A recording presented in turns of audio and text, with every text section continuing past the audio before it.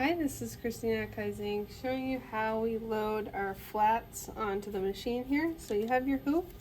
I always like to grab it by the collar, and you're going to put that over the bobbin casing, and you're going to make sure that these grooves, when you slide this on, you want to hear that click, and you want to see that these are in the little holes that are there for it. So that's not going to go anywhere.